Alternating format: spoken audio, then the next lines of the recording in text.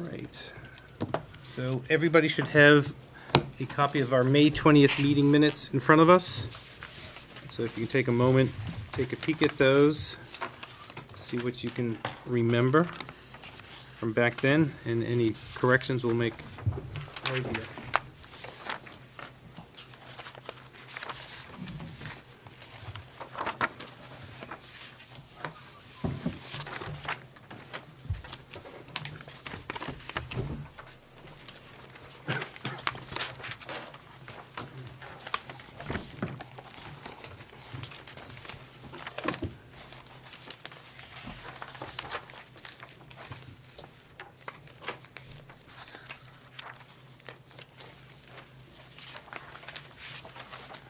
They're short, they're sweet. Anybody have any changes?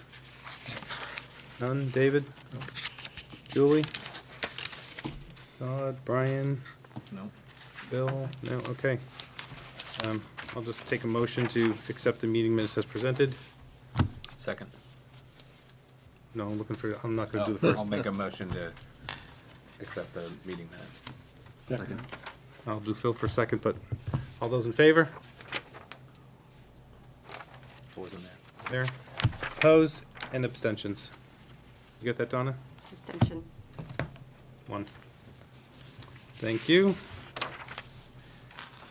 Correspondence, I don't have any. Jeff, do you have any? No. Delegations and individuals. We have one, Donna? Sorry? We have one form for delegations Yes. For me? that was submitted Rob to you? Collins. Mr. Collins, How are you all? welcome. Thank you. I have a handout.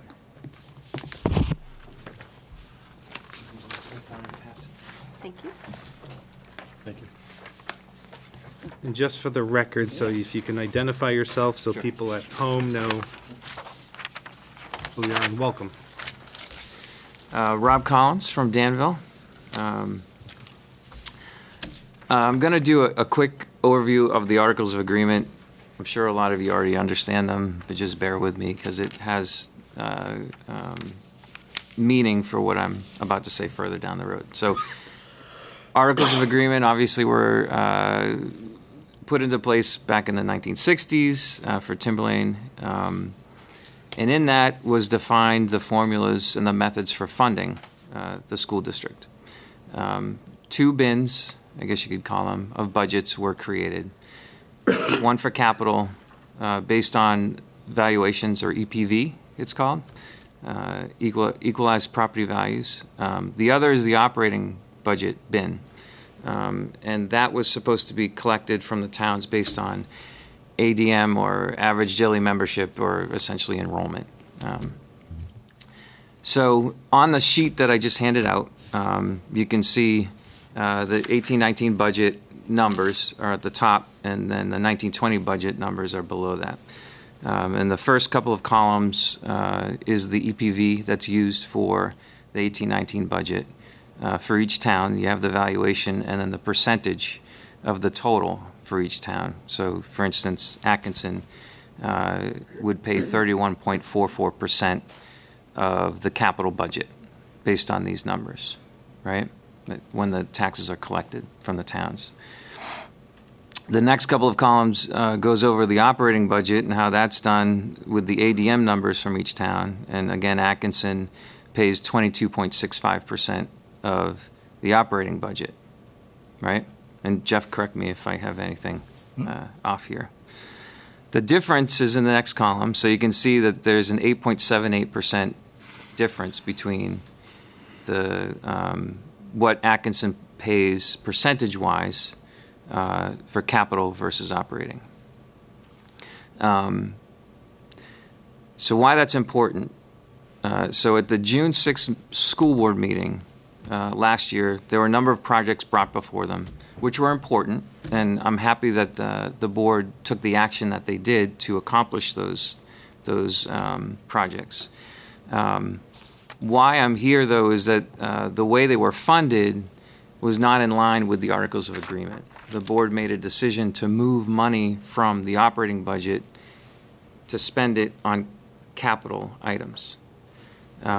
And that, unfortunately, that meeting, the video is not available for it, so I was going off of minutes This from was that the meeting. June 6th school board? Yeah. Okay. And I also have the handouts from that meeting, which go into great detail about the transfers that were approved. I have those here if anyone wants to see them. So as a result of that action, you can see the amount that hits each town through the transfer of these funds. So the school board moved, based on what I could calculate, almost $690,000 from operating money Capital. into the capital budget lines. So money that was raised based on ADM or enrollment was moved to spend on capital, which should have been raised based on valuation. So as a result of that, you see the numbers here. Danville paid $34,000 more than they should have, Hold on, so just, where are you now on this page, this sheet? all the way over to the right. Right. Upright, okay. Atkinson paid $60,000 less than they should have, and it goes through each town. Sandown paid $53,000 more than they should have. Plastow paid $27,000 less than they should have for these items. And again, they were, I think, items that needed, projects that needed to be accomplished, needed to be completed. It was important to get them done. So why I'm here tonight talking to you about a school board action is because I'm hopeful moving forward that this doesn't happen again. I know last year the board recommended almost $1 million in CIP projects, and that got cut back to $500,000. And the board in their recent meetings have been discussing as a goal that they want the surplus number earlier in the year, in the March timeframe, so that they can plan capital projects and spend the money. I don't know if that was directly said, but it was certainly inferred by me based on what was being spoken about. That was a board goal.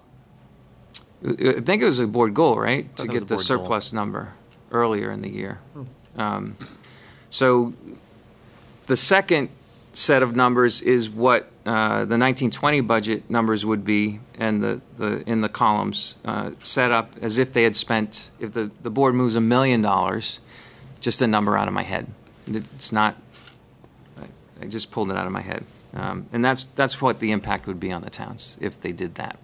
So I'm hopeful moving forward that that the board doesn't do that this year, even though they wanted $1 million in CIP projects. That was cut back to $500,000 by the budget committee for this year's budget, right? For next year's budget, I'm hopeful that the board communicates clearly to you guys the projects that they want done and the capital budget that they need for it, so that they don't have to spend the surplus money on the capital projects at the end of 2020. So, that's it. Okay, Okay. Thank you for your time. thank you. Appreciate it. I think, I don't have it in front of me, so you'll have to forgive me. I think, Rob, the only thing is that I think 689,000 may have been contemplated in projects. I don't know if that was the total amount that was needed to transfer. The 689. 689. There was more, but it was taken from the 700 sub-accounts, which I think are capital funds. Typically, yeah. Yeah. So So, I I excluded those when I got to the 690,000. okay. I don't have the exact figures. Yeah, it was closer to 700 or a little over 700 total. Yeah. Yes. So is there a way to balance that back out with the surplus to go back to the towns to cover that difference? No. Okay, I just want to make sure that, Yeah. So 'cause I what's know done that- is done. yeah, Correct. There's a statutory, no, sorry, there's a formula that Department of Ed uses in handling our apportionment and the billing out to the towns. And right now, you just get credited, the towns just get credited back, if you will, or it's a reduction overall. Let's say they don't get credited back specifically, but it's a reduction overall in the burden placed on the towns. okay. Anybody else? Phil? Well, I'm just curious, I didn't hear the meeting, I wasn't at the meeting, if the issues that Rob surfaced tonight were illuminated at the meeting, whether there was any discussion there. I'm just curious to Yeah. what the considerations may have been, if you can speak to that. Yeah, the auditor approved it. We ran it by our auditor, and they said it was okay. I think the, We ran the exact scenario by Campos Group, and they said, you're fine.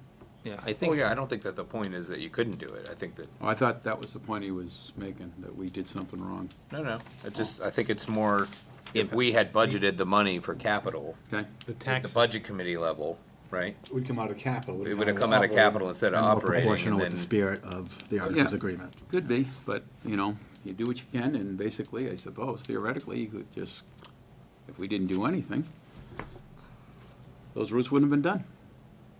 No, we get it, but I think, if we to Mr. Collins' point was, Yeah, so you would just increase the budget, wonder if you're gonna use it?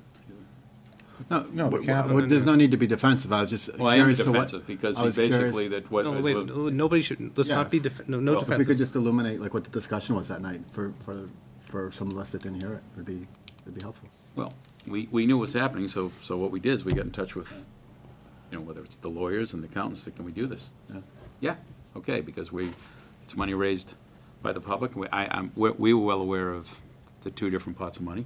Yeah. And we're also collectively, approached, like everyone in this room is aware of, that this overall district is stopping for improvements. So we saw an opportunity, we want to make sure we did it right, and that's what we did, so.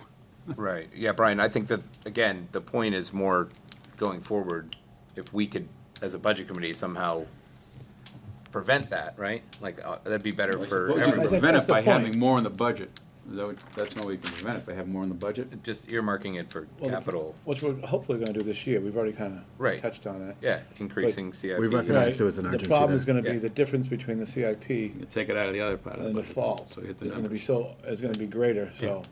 So as Rob pointed out, this committee brought that requested number down from what the school board wanted. Yeah. So this committee voted in a lower number, Yeah, and I think his point is, Had as we we're not looking at it and looking at what happened this past year with the transfers and how it affected the towns differently, we should be looking at Even- adding even- more. but even 500, John, you still would have had some kind of a math issue there. You know, You guys went down 500, not, We went down 500 to 500, Yes. yeah, From from a a million. million. Right. David? I have a question for Rob. On the valuations for 1920, that you have for each town, how current are those? So the valuations are always a couple of years off that they use, just because of the logistics of it. I So only ask because Plasto just went through a total revaluation. I don't know what the new numbers are for the town as a whole, yeah. but I know they went through the process because most of the residents have gotten new preliminary evaluations for their properties. Yeah, the years are there. So for the 1920 budget, we use the 2018 valuation Okay, and the 2017-18 ADM. It's on the sheets here. okay. And the valuation that was done this year would presumably be done for the 2021 budget.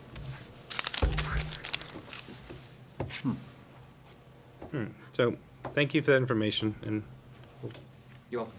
keep it Thanks for under your time. advisement and keep it in our minds as we go forward with this whole process. And you know, if I may interject on that point, if the Budget Committee is looking at this, we typically have considered capital here for purpose of raising and appropriating to be a broad swath of repairs that are done that exceed a certain threshold that have a useful life of greater than 1 year. And I think the question that came up, and that's why it doesn't seem that there's a question on whether it was the right or wrong move. The board made a determination, look, we're looking at these more as maintenance items, right? Looking at these, we're making a determination that these are maintenance, maybe partially, sort of improvement, building improvements or whatever. We have maintenance accounts here, so they don't necessarily all need to be within our traditionally recognized capital accounts of the 4,600 or the 4,200. So maybe, the board took a different look at it, and you think about it and you say, well, gee, is a new roof really a building improvement, or is it Maintenance. Is it maintenance? So you're saying that could be in the operating side of the budget, is that what you're saying? Correct. Yeah, I mean, just put in there, And it's, both take, yeah. it's not, that's why there was nothing really suggested that anything was wrong. I can see we could probably make up if I move 250, 300, that way you're saying? Yeah. So increasing that maintenance line budget and earmarking it for, I don't know, roof, boil, whatever we need, Yeah, pavement.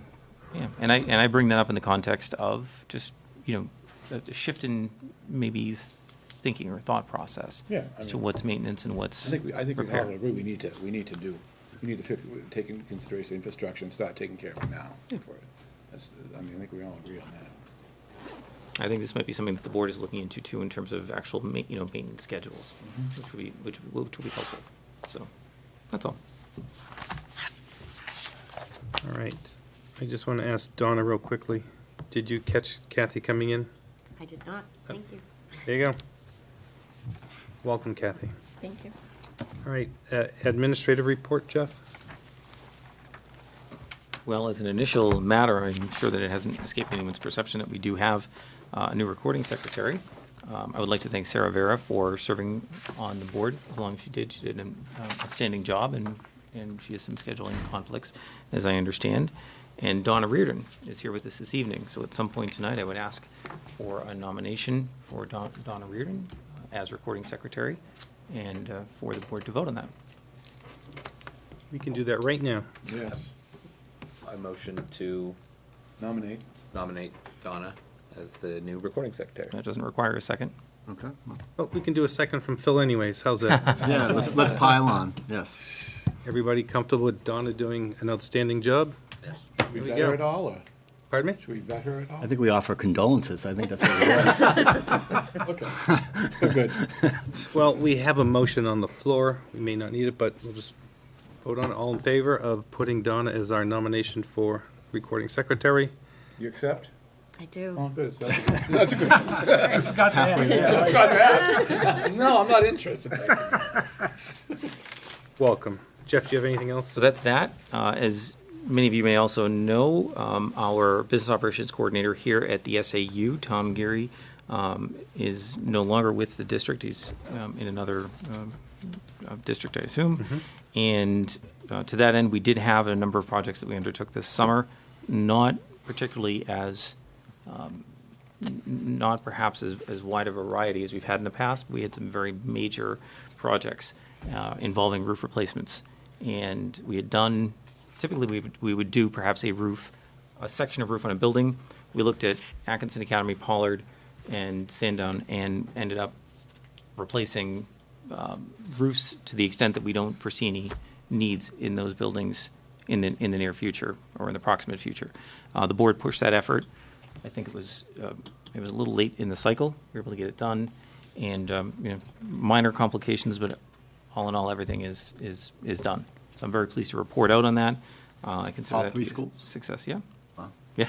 So I said we didn't have the variety, but what we've done was pretty impactful, and it's not very rewarding in the sense that you drive by the school and guess what, it looks the same, except we don't have water leaking in the lunchroom anymore and that sort of thing. So just by way of update, I think that was a very well done, well executed project.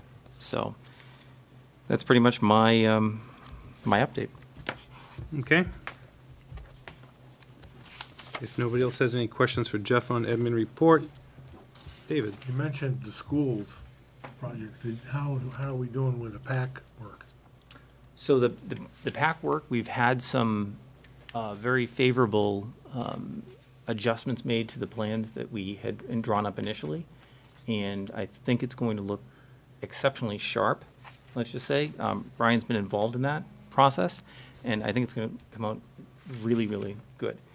That said, I don't think that we foresee starting the project in the near future, not within the next month or 2 months. The design calls for masonry to be installed in the lower levels, actually not even the lower levels, kind of the Yeah. lower half. Yeah. It's going to be 8 to sharp. 10 feet, bottom 8 to 10 feet off the ground. Yeah, it's going to be sharp, but that's something that if we get into, when we get into winter, may have to pay a premium on. So right now, we're exploring and looking into the best and most economical way of handling that to get the best result. Really, we need the masonry first, if that's on the lower 8 to 10 feet, then the steel portion that's going to be coming in. I'm excited. I think it's going to look sharp. I think it still looked really good, and I think that we're maximizing the resources that were allocated for this project, and that to me is a very rewarding thing. You know, to be able to have a project that's done well and will look great and will last for years. That's the idea. Thank you. So, I know that you mentioned Tom. Yeah. Moving on, I know there's been some changes with facilities. When we do our facility tours, you know, we usually have somebody from facilities there, also in the facilities budget. So, do we have somebody now that's working on that facility stuff that's gonna be bringing that forward? I'm just wondering what's going on. Are we gonna delay that facility budget coming before us? I don't think so. I don't think that was one of the ones that had been Moved? No. moved. No, it was more toward mid to end of November, the second meeting in November. Okay. So I don't think there's going to be any impact on that. I believe building tours will be commenced once we have a facilities director in that capacity. Yep. And I'm hoping that will be within the next couple of weeks, really. Okay. So, yeah, so I'm hoping that we're going to be in good shape there. All right. Excellent. All right, next on our list is reports of committees. So John, I'm going to bring this one to you. Yeah, so, one committee, the CIP, we met once, over the summer, and we haven't met again. I don't know when the next time is for the CIP to get together. I haven't heard from, Sue yet, or, and Jeff, do you know, is that on the calendar anywhere? Not right now, no. All right, so that's the one, we only met once, and we discussed the process and, but nothing, no numbers. So, You discussed the process of what? of going through the CIP and how we kind of, but there was no numbers yet to look at. Okay. So it was just an initial meeting, the first one I'd been in, and there hasn't been another one since. And then for the withdrawal meeting, so we had our public hearing on August 20th over at the, in the recital hall. We had, that was submitted, I believe, by, I think, September 25th, submitted to the Board of Education. They had 60 days to respond back. I believe the deadline for that is October 25th, 60 days from there. Somewhere in that time range. I don't even know the exact date because the lawyer was actually submitting that after the meeting. So their meeting dates were like September 2nd, so we didn't hear from them by that time. The 10th of October is the next time, so we might be before them at that meeting. But again, they don't have another meeting until after the deadline, so we're assuming they'll be meeting with us or call us before them on the 10th of October to discuss the plan, and there'll be some representation from that committee there. One of the things that was discussed during the public hearing was the funding of that transition. We had put in $100,000 that would carry over, before that, to fund a superintendent for so many months, and as well as staff and some legal to work through negotiations with Hampstead on some of the obligations. There was discussion whether we should put it in our budget as a something to cover that during this season's budget that we would add in, or can we affix it to the warrant article as costs associated with that when it goes before in March. So I think that has to be something that we'd have to see with the school board, because it would have to be a school board putting that warrant article forward, and what the wording is that they're going to look at. So we will probably have to discuss, if they're not going to attach money, do we want to add it into the budget to cover any additional costs? Because on that cutover day, if the vote goes through on that cutover day, you can't just have everything in place. You have to kind of, so that was the intent of the committee adding that money in there for that. Just because you're on that topic, Yep. And I don't want to get into the school board, proposed school board budget now, but those funds have been included at the request of the school board in their budget.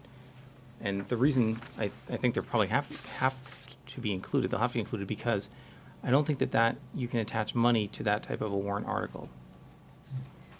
I believe that's my impression, is that I don't think that there can be money attached to that type of warrant article, which is difficult because then if you have a separate article supporting funding that warrant article and it fails, then you wouldn't be able to spend the money at all. Which and I brought that up during the meeting, if we had a contingent one that said if it passes and then they don't, then you can't expend from your budget either if you had it in there, so. Under the no means no. Right, so. So it's been handled in the contingency. We'll look at that tonight, but go on. While you're on that, I just want to let you know that. And that was part of the discussion, that we were under the impression that we didn't, so when we put in our, into our packet, what the warrant article would be, we didn't have money included, because we believed that it had to be wording per RSA. And it was mentioned during the meeting that we might be able to, we looked at the RSA, the lawyer even that we had, wasn't quite sure. Originally, that's the way it always, she felt that always was, but, there are some times where you can add money, so. Is that was still something in we could- flux, John? Are you guys waiting? Is the Well- committee waiting for a response, or? Well, the committee was done. We submitted our report. Right. The warrant article would have to be submitted by the school board. Yeah. So that would have to be something they would have to research. And then, but if they're already adding it in, I'm assuming that the research has been done, Okay. as Jeff stated out, So I haven't seen anything concerning that, on that topic up to this point, so I just wanted to bring that up as one of the things that was discussed, and it impacts budgeting.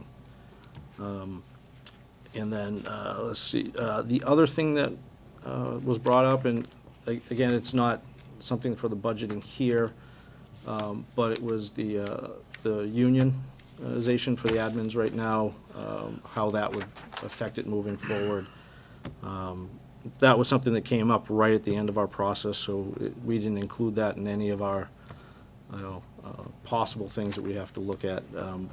And one of the reasons why is we had supposed to take somebody in our special ed director or our curriculum director and make them the superintendent, promote them and have them have that role. And that funding was already done in the budget already, so we had removed it from our SAU proposed budget. So there was some money kind of moved around. In the end, our budget is our budget. If it moves forward, we have one budget. So where it's allocated in the budget doesn't really matter when we're putting our budget together. But, so it was mentioned that might affect, as we talk about promoting people and moving people around, that admin unionization might affect that. And then at the end, close to the end of the meeting, Hampstead was represented there. They read off a letter that supported the withdrawal.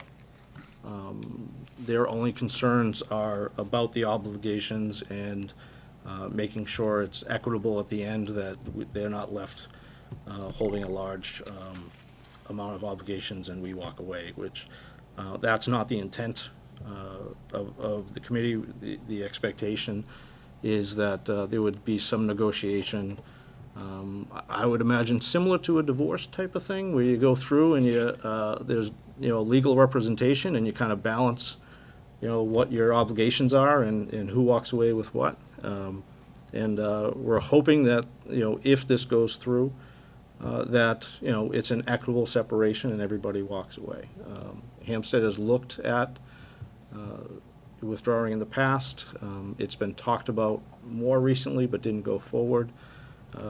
So, I mean, they've been looking at it as well. So their letter pretty much stated they support this separation at this point with the current boards.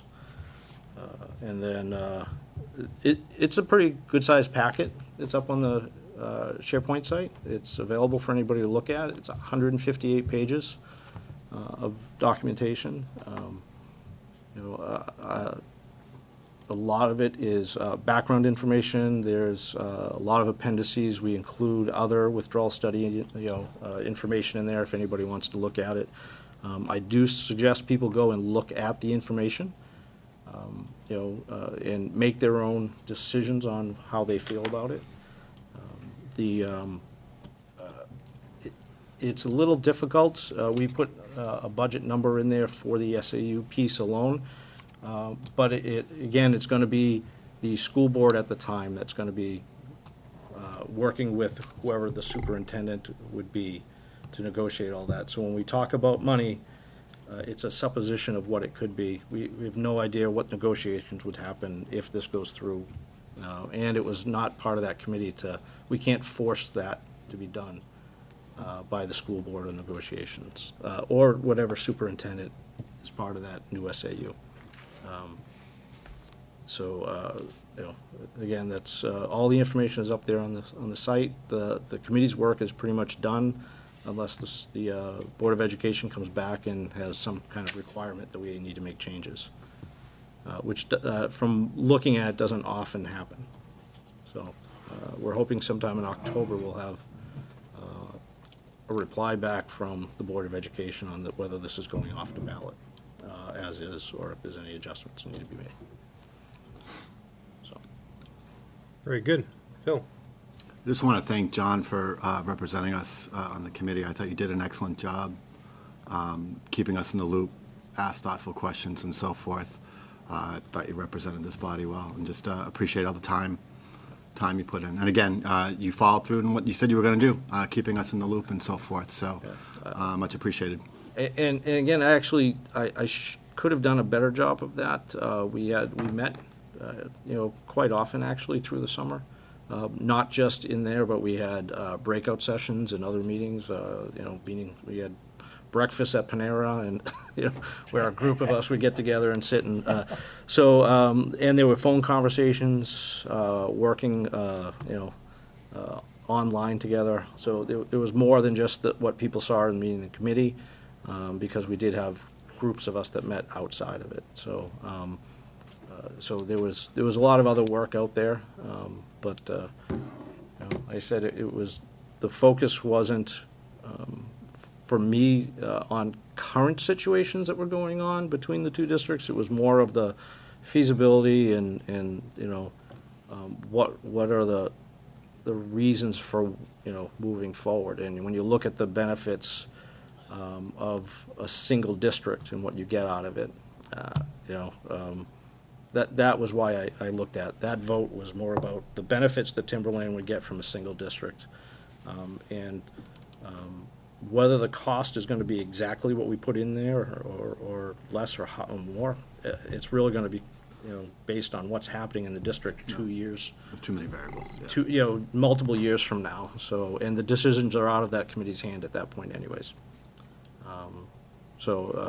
But, I think that we did a lot of good work, and like I said, a 158-page document out there with a lot of information in it. So that the committee there was a lot of work done by committee members, crunching numbers, putting graphs together, putting the whole thing together. I don't think you'll find something with more information, withdrawal done with more information out there than what we have if you look at some of the others. So I think that committee did a very good job of putting it all together and making it available for the district and people to look at. Thank you. The entire board thanks you. On that note, the cost and the expenditures that would be anticipated if this passed would have been included in the current proposed budget, right? So the 100,000 that the withdrawal committee said, hey, we think these are what the costs will be, those have been included. Food for thought. I don't know how it's going to play out, don't know what that number is going to be, but there are liabilities that will need to be dealt with and absorbed. And at some point, you need to consider how those are going to get budgeted. If it's this year's budget, next year's budget. So let me just back up. So any of these liabilities that we don't know yet, right? Are they going to come in front of the withdrawal committee? Yeah. So those would be negotiations between the two school boards. So there are obligations for retirement that we have. We did have the adjusters look at it, to look at what the cost would be. We had it looked at what the future costs would be, right? Yeah, those weren't in the withdrawal plan, though. No, because we got them later than, so there is a cost, like, you could buy it out, or you could continue just taking it and carrying that cost along. It all depends on where current employees end up. If current employees, if the vote goes through, and current employees are hired in the new SAU, you would just carry on what you've been doing with those employees. If they choose to separate and either stay with that SAU, go to another SAU or somewhere else, you have to determine what to do with those other obligations for retirement and things like, it's not just retirement, though, right? There's more obligations. No, there's some compensated absences. Right. Retirement, New Hampshire retirement system, other post-employment benefits, and retirement incentives. Right. So it really depends on what happens with the employees. So you might not know until very close to the end what your obligations are going to be, whether you are going to carry that over and can just continue paying that as you are now, or whether you have to basically kind of buy it out if you choose to. But again, that's going to be with the school boards to determine what's going to happen, and the employees, as a new SAU is being formed. Okay. Bill? Can either you, John, or Brian sort of remind us and the public what the process is moving forward? So it's out of the hands of the withdrawal committee. It's, what's the next steps? Vote, March. So, again, it's in the hands of the Board of Education right now. Yeah. We're awaiting their October meeting, and the expectation is that they'll get it, they'll approve it, and it'll go to ballot. And then the voters choose. And then it'll be up to the voters at that point to choose what happens. Yeah. Has the school board or the administration contacted council in regards to the status quo protection of those that are have collective bargaining agreement protections, about just in terms of how that may affect the process going forward? I think that the process and the unionization that appears to be in play right now relates to the Timberlane district itself, Yeah, not the SAU necessarily. There is There's no employee overlap there. no, So none of the employees that are potentially affected Nope. are currently covered under any collective bargaining agreement? nope. They're not. I can't say that they wouldn't be, but as of right now, they're not. And the only reason that I mentioned that is because we had talked about making changes to current staffing, and that would change if they became basically the assistant superintendent, or making Yeah, that role yeah. kind of. So when you're talking about changing roles and there's union involvement there, that's where it was, that's the area, but it is in with Yeah. Timberlane. So any of the positions that were referred to are all at-will employees, that's what you're saying? They're not covered by a collective bargaining agreement? There are no SAU employees right now covered by collective bargaining agreement. Correct, yeah. Right. But in the context you brought it up in, is if you wanted to take and I'll just hypothetically, director of curriculum, and make that director of curriculum now director of curriculum and assistant superintendent, if that position falls under a union agreement, then that's a significant change in, Oh, yeah. in duties and all of Yeah, that. that needs to be negotiated, yeah. And so there's some not lack of flexibility, but you wouldn't have the ability to You do can't make that. the decision unilaterally. That's right. That's what I meant by Yeah. contacting council about stuff like that. All good? With that being said, I'm up to 8B. Brian, school board Okay. report? Piggyback on what John said earlier about CIP, I think once the administration hires another facilities director, then we'll start up again on CIP. So as we speak, that's still an empty position, but that could be filled as early as next week, as far as and we'll be able to do all the duties, if you will, that surround that position. As for other topics from a school board standpoint, the school board had a discussion, not a vote, 2 meetings ago, about next year's proposed budget. And we bantered around a number. Again, it was more of a consensus than an actual vote. And we came up with a number of 70 million. I'm gonna run you through this group through some numbers right now, which is more like 7.5 million, but what essentially we did was we took last year's actual costs, expenditures to run the district, which was $68.6 million, 68,623,815. Then when I say we, some members of the board, because it wasn't really, like I said, an official vote, but we just wanted to get a flavor of what's going on this year. You take out the bond payments, which is $1.7 million.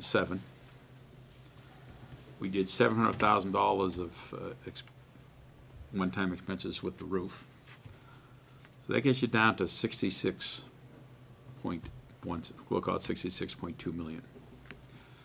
You have to fund the second year of the TTA, the teacher's contract, which is on the warrant articles, and that's just an estimate on the warrant article. 800,000. 866, 843. Up to 67, back up to 67. Yeah, so now and then what the plan is to formalize a CIP,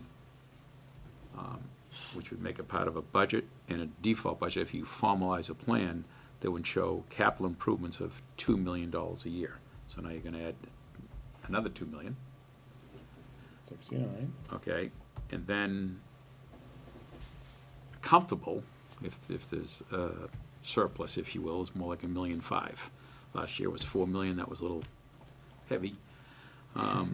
So we're thinking $1.5 million is a reasonable number, and that gets you up to $70,564,000. Now, again, this was a consensus discussion, not a formal vote. Brian, hold on. 1.5 million is what you built in for surplus. Yes, Gets you up to 70 point. 564. I think it's just 70.564. Okay. So I'll see you guys, let's vote on it. See So anyway, so now, there are positions that are in the budget that have not been filled. Some may be filled, some won't be filled, but we're looking for a good starting point that, based on actuals. So, I mean, we can, historically, this group, the Budget Committee, goes through, and I guess some people were here, we had a general discussion here 2 weeks ago, but that's all it was a general discussion because we couldn't have a meeting because of lack of quorum. So I had just a thought to run by this board, because it's obviously up to the Budget Committee how they want to do this. Historically, the Budget Committee, and it's already been scheduled, brings in each building principal. And they come in and they prepare and they give their presentation to the Budget Committee. Obviously, it's a lot of work from their standpoint, and what they're presenting to you, the Budget Committee, is maybe 20% of their budget. Myself, I don't think that's the best use of their time or the Budget Committee's time. So my thoughts were to have like one night all the grammar schools, another night the middle school and the high school, and then this group can also, we could spend a night or two just talking about what projects, that the district needs, over the next 2 to 5 years. And I just, versus, it's always nice to see the principals come in here when, it's a nice feel-good night. But since I've been on the board and I've watched previous years, you go through legitimately 3 or 4 meetings anyway doing that. Then you get down to the end of the budget season, and you collectively decide to make all your decisions either 1 or 2 nights, because you've spent several nights on a listening tour. And in defense of the people who are giving the information, they don't have complete control over that budget. They're if it's a facilities issue, they're running it up through the facilities person, business office, and obviously nothing would happen without the superintendent's blessing, so, I mean, it's just common sense. So I'm trying to, look at Streamline ways. it. Streamline it, so, but it be more protective for this, for the budget committee, and have a little more respect for the administrator's time, because I don't really, like, obviously, these are public meetings, they can come in and make sure that whatever their concern is, whether it's a classroom, or whatever is really their concern about, they can make, Furniture, whatever, they can make sure their voices are heard. But I'm trying to alleviate that, because internally, as you people can well imagine, this already happens anyway, monthly and quarterly, where these individual building heads already address their needs through the system. I serve in a couple of those, committees. And so I just wanted to run that by this group and see what their thoughts are. And also about this whole, the budget number of 70.5 million. And I recognize that, that's gonna be, you might not have included this, you might not have included that. My numbers I gave you, they're based on actual reality. This is exactly what happened. And we know exactly what the bond payment isn't going to be. We know what we spent on roofs. We know what the TTA increase is. And we really should spend a couple $1 million on our facilities. Because if this could even be less if you didn't, if this place wasn't starving for improvements.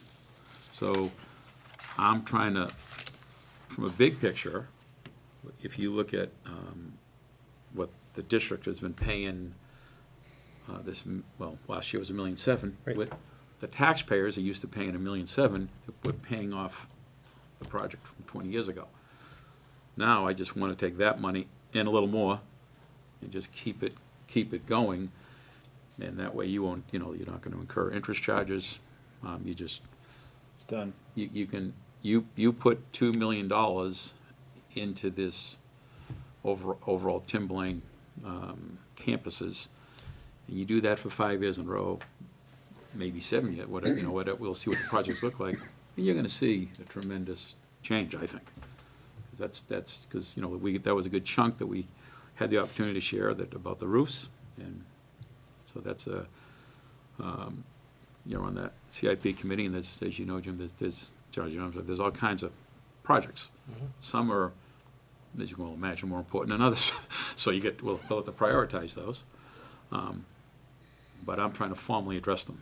So by the time you get to this board, and then you could also, what projected in year 2, you might make that year 4, vice versa, depending on the needs of the district that year. But if this district gets in the habit of spending at least $2 million a year on actual and repairs that are past due, that one could argue they're improvements, but I'm not even looking at additions. I just know that what you need for, whether it's heating, cooling, windows, parking, fields, you won't have to look too hard to find $2 million a year. And once you get into that formal mechanism, I think you'll be fine. And then you get back to how I first started here at $70.5 million. Okay, that's how we came up with it. So there's no big secret. You just take last year's numbers, what we actually spent, and then there is, even in the spend of 68.6, some of that has revenue offset. But I just, for the actual 68.6, deducted bond and roofs, added a TTA increase, added CIP money, and threw $1.5 million in there for a projected surplus. Because it's always a sliding, that might end up being $1.2 million, might end up being $1.7 million, but you have to have something in there. You can't get this thing down. We were with school council today, and he was telling me other districts, believe it or not, they actually try to run on a surplus of $100,000, which I can't even imagine how you could possibly do that. But this is the $70 million. Roughly $70 million operation, overseeing $100 million in assets. So you got to have some kind of reserve in there so you can run this place. So at any rate, that is the overall, but I want you to understand, that was a general school board discussion, and it was a very brief discussion, because we knew we were setting into the budget season. And I just figured as we opening night here for Budget Committee, I thought I'd run it up the flagpole and see. Is the school board looking to recommend or put out a budget soon? Just a form, we're not gonna, I don't see us preparing individual budget. We will do our statutory default budget with the business office. I strongly doubt that we're gonna have besides a number. The one when you talk about a default one, going off of the numbers you just presented. Yeah, I can tell you, I think the school board's pretty comfortable with a number somewhere in that vicinity. Okay. That's what I think. That's all. Julie? Brian, I like the idea of the capital improvement, putting 2 million aside. Have you also considered having some kind of a fund that money actually goes into, that's going to build up for, say, a major project down the road, so that there is something in the kitty somewhere? That's a good question, but no, that hasn't come up, but I think it's, when I'm looking at this year, every year is different. You're gonna have right off the bat, you're gonna have 2 warrant articles, one for the support staff, and there'll be a separate article for the administrators union. You're gonna have the withdrawal article. So I don't, I don't know if you want to fill it up to confuse voters, because I think, I'm just thinking out loud. Obviously, I'll do whatever the majority of people do, but I think, when I look at the overall population, if you will, so we're either declining or leveling. Everybody would love to see new buildings. I think we all know that, we look at the areas around us. I think Salem spent close to $100 million on their building, and I think it's a hard sell. And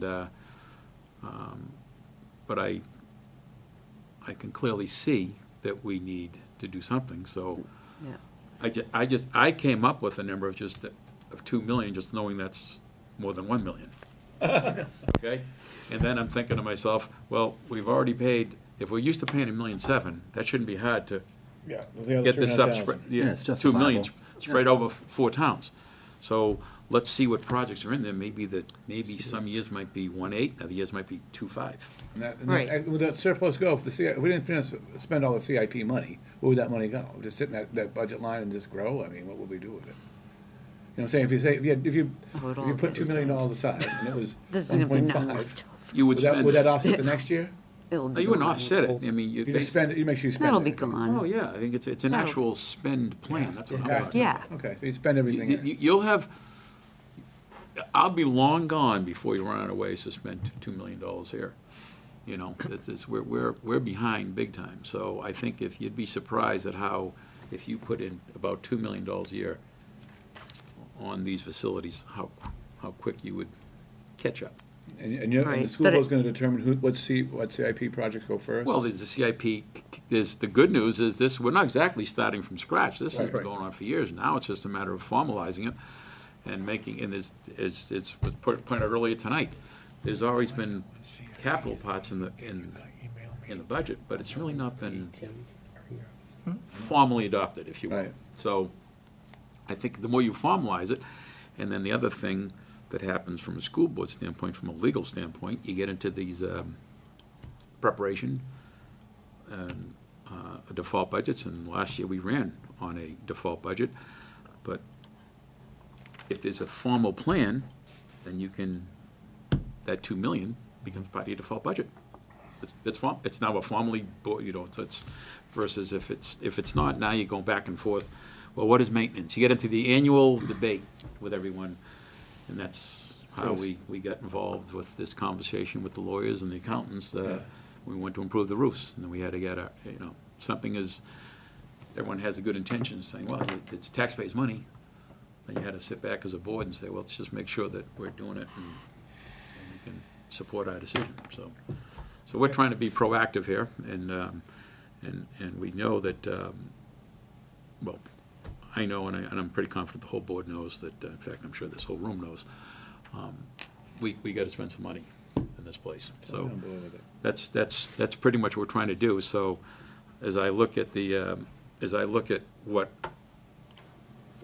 Timberlane operated on last year, and that's how we come up with a number of 70.5. I'm not really winging it, so that's the rationale. So anyhow, Right, here's what I'd like to do, because it's not actually on the agenda, is, so we discussed this topic last week when we didn't have the meeting. First, I want to ask Jeff, does administration concur with these numbers that Brian and the school board discussed? Out of the school boards, well, Well, they didn't vote on it, or they had a discussion, so Right. did the numbers sound reasonable and accurate? I will put this out there that we were looking, just to remind everyone, we're looking at the 18-19 year-ended expenditures. That's the 68.6. And then you have the 19-20 current year expenditures. So TTA, I think you mentioned was 866. Can I just pause real quick? Jeff is actually looking at a paper that Peter Belo from our committee produced. It might be easier if, I'd be, if you wanted to use this form and handout, I'd rather Peter be here to discuss it. okay. But I think that generally, when we look at the last year's spend, we have the current year increases and then the subsequent year increases. So we have an increase for TTA, for example, of 866, current year 851 next year. So just bear in mind, same thing with insurance, TSSU has an increase this year, even though their contract's up next year. So those are the things to bear in mind. And it's a little tricky, this year, last year, next year, which one? So do you follow that? I follow that. So the good news is $1.5 million surplus in this. So let's say, I don't see insurance going for $1.5 million. Probably a million. Okay, then you're still good. That's what I'm talking about, because now there maybe, all of a sudden, if there's 2 or 3 teaching positions in on-field, like right now, there's 8, they're about 100,000 at a whack. So it's, this is what happens when you're talking big numbers here, and as a superintendent, I have many conversations, and if the superintendent, and obviously we don't put numbers in front of anybody that don't make sense, but let's just say the number is 70.5. I'm like about 200% confident that he will make that work without anyone getting left out in the cold, and it'll look just like you're looking at right now. So. Okay, Kathy? It may be, I like the idea, actually. I like how they came up with the number. I do understand there could be some concerns. It may be a good exercise just to generate and see what that budget looks like, because that's an easy thing to do. It's working off a budget that already exists. It's the expenditures and adding in the increases that we would require contractually, plus there's $1.5 million you're sprinkling throughout those lines to come up with a surplus, and then the $2 million for the capital improvement. So I think that that's a very easy budget to generate, and we could see what it looks like and what it would include and what the administration thinks it would not include. Well, obviously, it's the insurance piece that Jeff's come up with is basically the big driver that he's saying. So what's your number, So- Jeff, that you come up with? I wouldn't say that I have a number, necessarily So- in particular, but as just a quick and dirty, if you looked at a $500,000 increase each year for 2 years. On the TTA? No, just No. 500,000 increase each year. Okay. 866 for TTA for the current year, 851,000 for their contract next year, 181,000 for the TSSU for the current year. We have general transportation increases, would be 100 or 200,000 a year. Overspend over last year's spend. And then I would agree with the CIP number of 2 million, but ultimately what it's doing is it's taking out, the bond was like 1.6 1.7 with interest, right? well, 1.6.5, right? And then you're adding in the typical 400,000 that we would put in, 500,000 we put in for Project. facility, yeah, all of that, and putting that into the 2 million. So those are the factors to keep in mind, is that you're looking at the last year's spend, current year increases, TTA, insurance, TSSU, transportation, special ed, should that be an issue, which we're already $200,000 over anticipated expenditures this year, and then do the same thing next year with the exception that TSSU will go on the ballot Oh, for next year. So we were about 200,000 over on special ed this year, because special ed, just by its definition, you just can't really put a hard number on this. Yeah. That being said, even with being 200,000 over, we were $4 million, $4 million in a surplus. That's a big nut. That's a big number. Bill? So, It seems like a logical place to start, where Brian suggested, and I don't think he suggested it as it's ironclad, and I think we need to look at the things that Jeff proposed, but I think sometimes we can get a little too lost in the weeds and sort of use a lot of energy focusing on 5,000 here, 5,000 there, and not to dismiss that, but in the end, be surprised when we hear about healthcare costs going up, X amount, when in the end, that's really what makes the difference. I do have a little pause about, I do want to respect the administrators' times, but I just, still being a new kid on the block, I enjoy hearing their perspectives, and I understand they're very much, Brian, operating within the confines that they're told to operate in, right? I'm not delusional about that, but I think there's been a couple of occasions where they've elevated issues or just reinforced things that we were concerned about in a way that was very helpful. It does take up a lot of time. If there's a way to streamline that, I'm all ears, but certainly don't want to, yes, it's a public meeting, they could come at any time, but, right, this is sort of their opportunity to do that. So I worry about nixing that completely, and I don't think you were suggesting that, but I like the budget approach, the top-line approach to examining things. well, I just think it, obviously, you'd have to have a blessing from the administration. I mean, we don't control, if you will. We can ask, but Yeah. they work for the superintendent, so. I mean, I think sometimes we could do a better job asking them Well- probing questions, getting them sort of, But I lack of a better word, off script, I- and speak more candidly. I don't see that as the issue. I mean, Yeah. I think that from a facility standpoint and staffing standpoint, I think those decisions are at the higher level and Yeah. they've already addressed those concerns to that level, and I'm just trying to make it more productive. Let me get to Alan and David. Well, basically, what the drivers that they came and talked about were CIP issues generally, correct? So we're gonna have those CIP issues hopefully addressed with the $2 million increase in the CIP. So they have the standard operating budget, which we don't need to go over. I don't need to go over staples like a KLS. It's the big drivers, and the big drivers are the CIP. So if they came in and touched base on what they wanted, and perhaps get themselves on the list of the CIP, that'd be fine. We can do that, I think that in an evening. I don't wanna go over line items, you know what I mean? Because they're pretty much flatlined anyways on spending.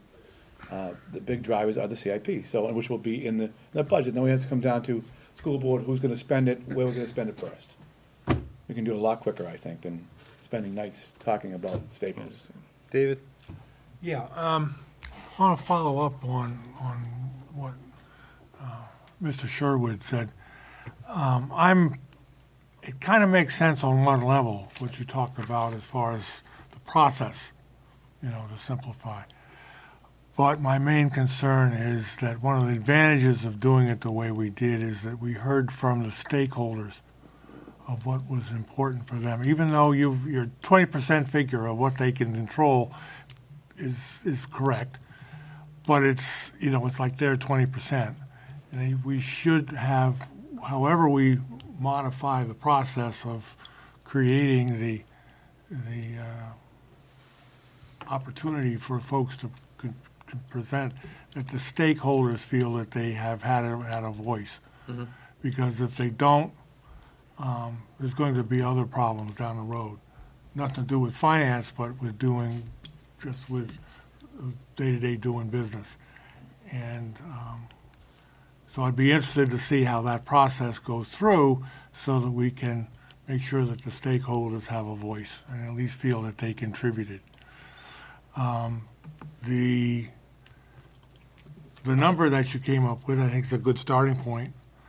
I'd like to explore it more in detail. I mean, this sheet that was given to us tonight is also important. But, and so, my approach basically is to take that proposed 70.5 that the board created under advisement. But understand that we'll probably, we need to still hear from the stakeholders and the administrators and others to come up with a number that is workable. Hold on one second. Did you have something, John? Yeah. So, I'm fine.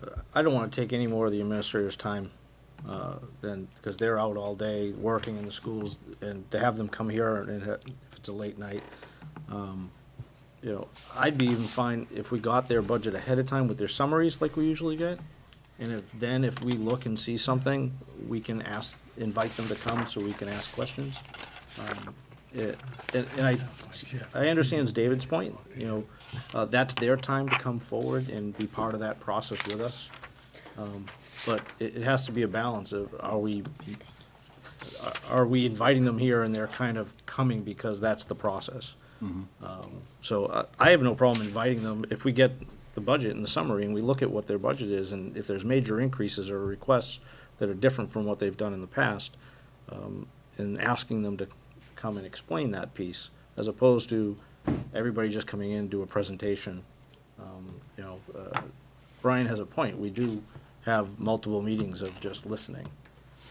And then we thank them for coming in, for their work. We might ask a couple questions, ask them, I think Phil had a standard question last year, what's your biggest thing that you're looking at?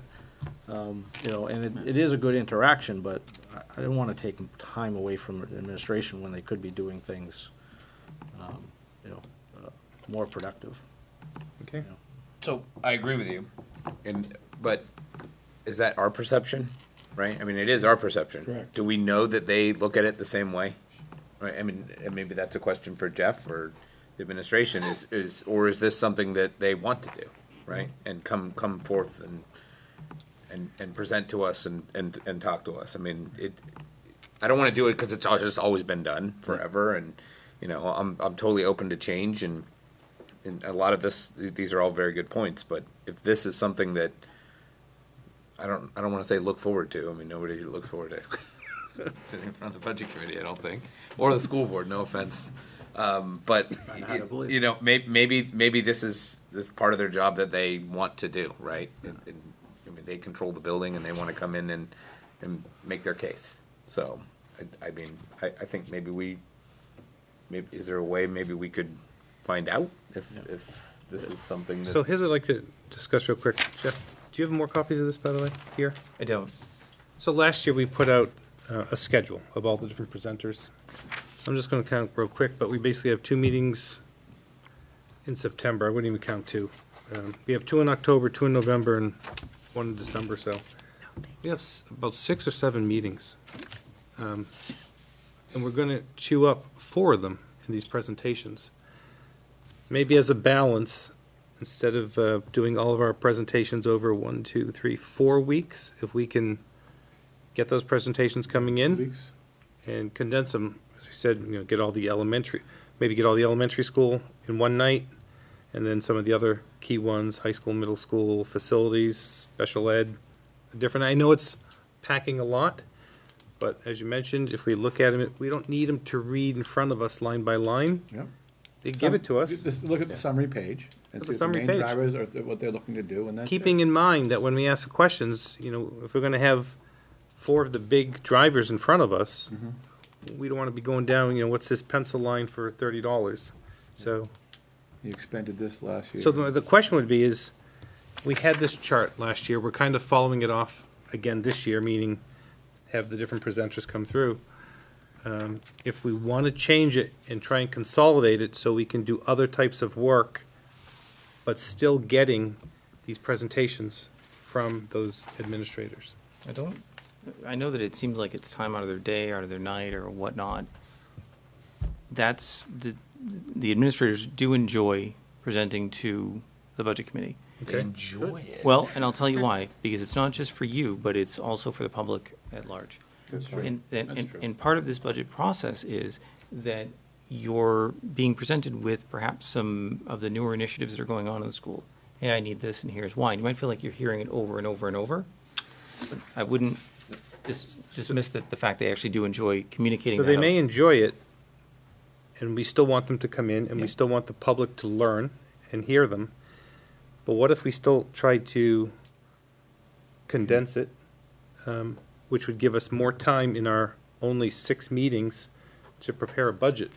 So I'm putting that out as an option if you want to try and do that. And would it be okay to rearrange this meeting?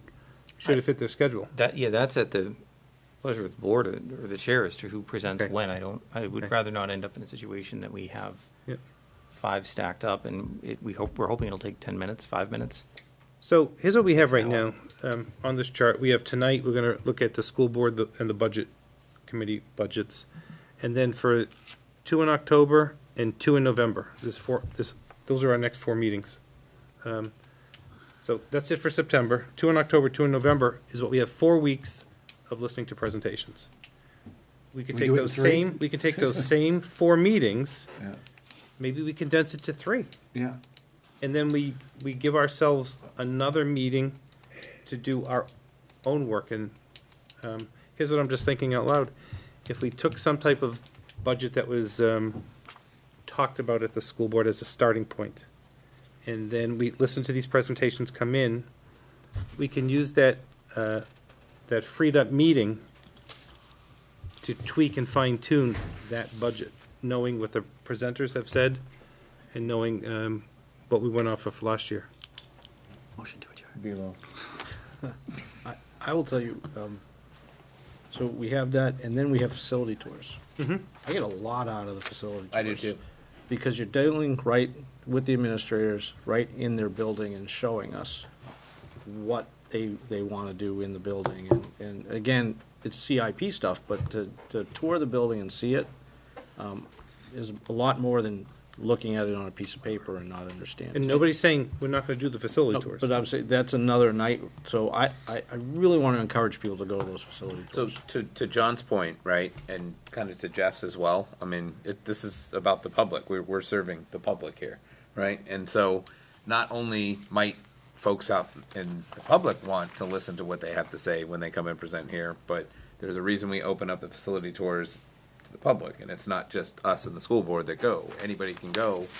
Generally speaking, you're dealing with the same people that are then coming here and sitting at the table with us. So they're incredibly valuable, and I mean, and that's good to hear that we're not getting rid of those. That I wouldn't want that, but I guess my point is we're opening that to the public, and I mean, I haven't been asked by anybody, and I don't know about any of the rest of you, to condense the administrators coming in here and presenting to us. So, I mean, it feels like that's more.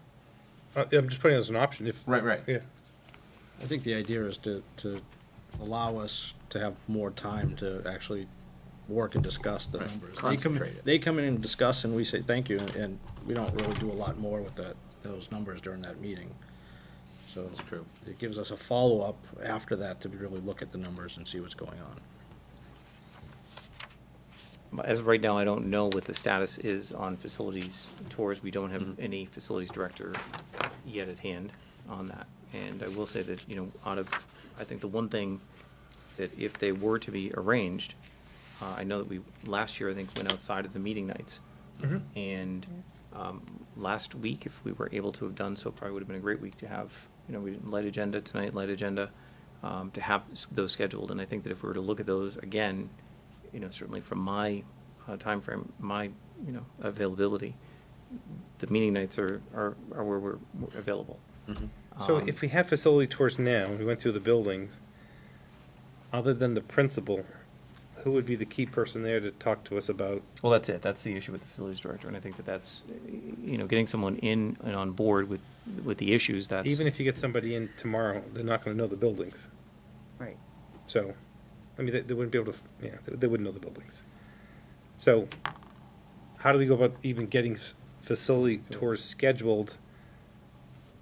I guess what we're gonna end up doing this year is using the building principals, those administrators, to doing the tour.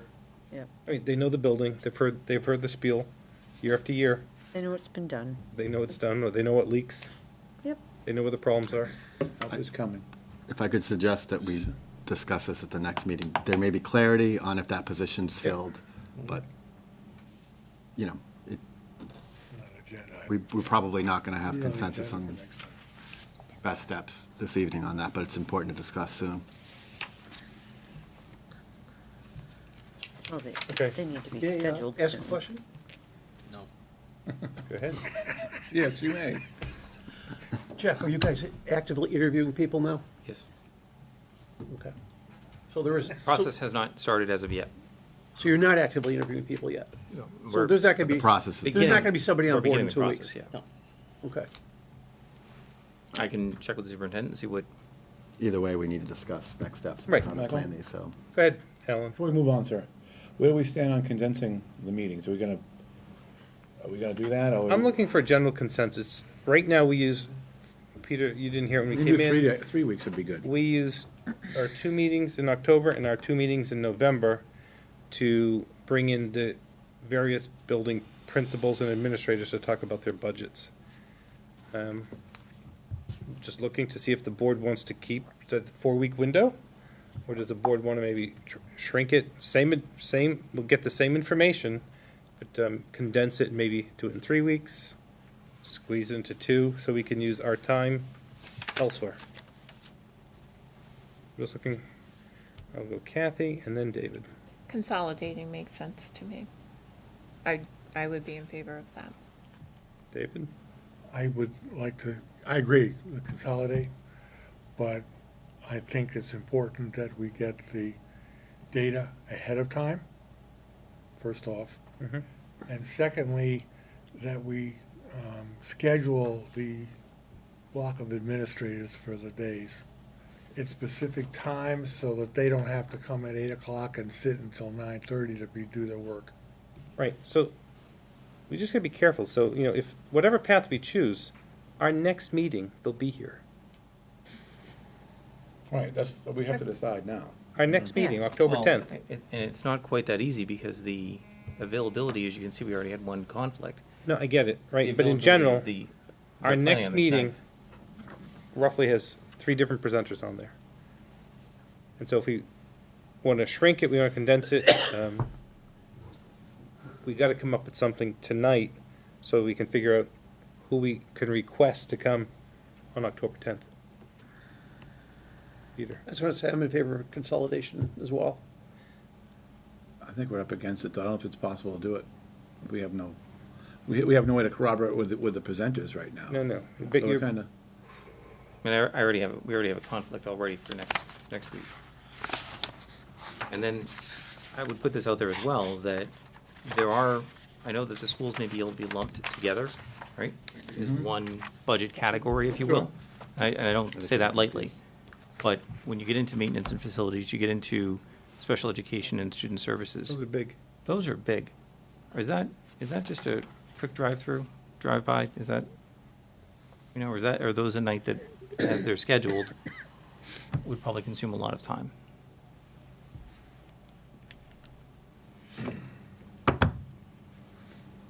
Not talking pens and pencils, we're talking maybe some projections on student placements or new programming coming in. So, for the 10th, we have Atkinson Academy and Sandown North and Sandown Central. Yeah, Danville. No, I'm sorry, Danville. So you have those 3. We can start with those 3 and try and rearrange others going forward. yeah, so I guess I'm that's fine where with we're that. at. That's all we can really do Sure. at this point. That makes sense. So, next week, Atkinson Academy, Sandown North, Danville Elementary. If we can get those budgets posted ahead of time, which we've done in the past. And then, this way, when they're coming, they're not reading line by line. Hopefully, we'll hit them with just the questions we've got. Julie? Could we try and add in, see if Pollard could come next meeting as well? You know, if we just kind of Bump them up. instead of having 3, have 4, we'll eliminate a meeting. I mean, I've met with, and as part of the meeting with the superintendent and myself, we've identified the dates that they're going to be ready to go. And in moving that up, we're also moving additional budgets, department budgets up, which Right. is not an insignificant amount of work. It's just me. It's just me, Okay, the way it is right now. So okay. it gets touchy to have it moved up that close that early. Okay, I'll put that out there. okay. Okay? Okay. So just keep it in mind, those are the 3 that we have, but if we have the opportunity to start shifting, if it fits, Have you had a conversation with the superintendent on it as well? I'd love, if he has any thoughts, I'd love to see this supported. It would make it a lot easier to get okay, departments I'll reach out to him. in and, or whatever format we're looking at, to get that communicated out to them. I think that would be I'd like to see that. Okay? Because I think the ones that hit the district-wide are the ones that you kind of look at with more, like you said, special education and. Facilities. Facilities, even Ken's, technology, there's a lot of pieces in that. With some changes that go from year to year, and the schools typically, there's a lot of the stuff that stays the same, and then, furniture. So, I mean, but they might have some improvements and things, but those other bigger budgets are ones that we kind of want to spend more time with. That's right, we have someone right there. Ken's probably like, man, I really wanted to present in front of everybody. Can't wait. Ready to go? not gonna sleep till it's done. And you're excited. So excited. Okay. Believe it or not, we're still under the school board representative piece on our agenda here. We've kind of You gone guys have done a off, great job. we've gone off track. So I'd like to shift gears. Under new business, the first one is the review of 18-19 budget to actuals. So we have that, Jeff. Yeah, so you have two packets in front of you. One has a paper clip and the other has a binder clip, and it is the one with the binder clip, which was from the previous year's, previous meeting that we had. So in that packet, you'll see several different reports. One is on legal, and that report is showing the voted 1920, the current year budget, previous year budget, along with the preliminary expenditures in comparison, along with trending going all the way back. We have another report, which I believe had been requested. I think, Brian, you may have asked for it, and someone else may have asked for it as well, which it also says budget TRSD at the top, but it's showing with encumbrances. We show what the 18 encumbrances are, the 2019 voted budget, 2019 preliminary actuals, and again, these numbers may get adjusted as we're going along until the audit is final. And then we have a variance when we're looking at the adjusted budget less expended. So that's just a budget to actual on the middle 2 columns. And then lastly, on the 2019 encumbrances column, to show what lines those encumbrances would normally be hitting, to get a more true measure of what the actual expenditure would be on that line for the year, the actual cost on that line for the year.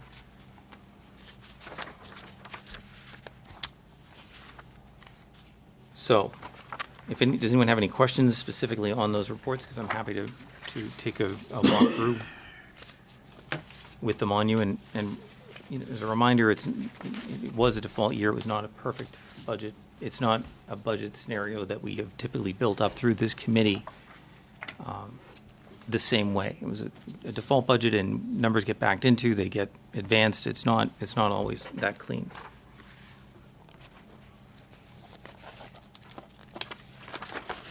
So, I will So I'm gonna ask this one here, on the very last page, 1819 expended prelim. Yes, right? So we're right around 68,033. correct. Yep. Without the impact of encumbrances.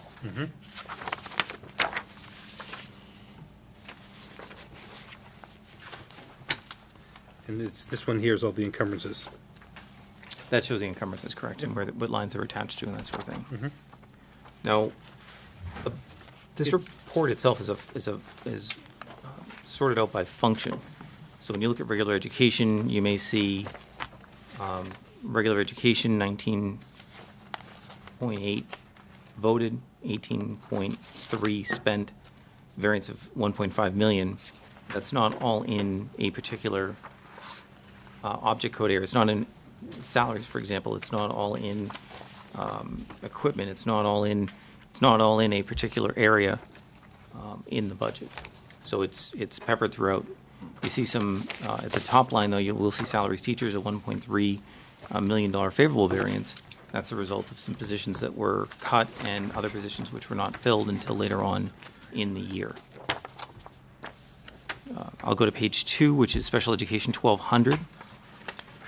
If you look at the bottom object code, 9.8 million was the budget, 9.2 million is what was spent, and you'll see some shifts in the lines. For example, the tuition LEAs is a $2 million, looks like a favorable variance, 2.3 million under tuition private. Is just the way that line got budgeted in that default budget. But those net together, so the 2,070,000 along with the 275 would net against the 2,311,000. So you see that we've had some cost savings in the salary lines at the top based on positions. Vocational education, that is something that's on page 3. That is something that this year we'll actually be budgeting higher for. Participation in the vocational programs had increased, and there were a number of factors driving it which were not proven to be, or which weren't sure to be factors that were going to be residual, that were going to last, and they are. So it's great that we're having participation in the program. You can see that we were 20,000 overspent, 19,000 overspent.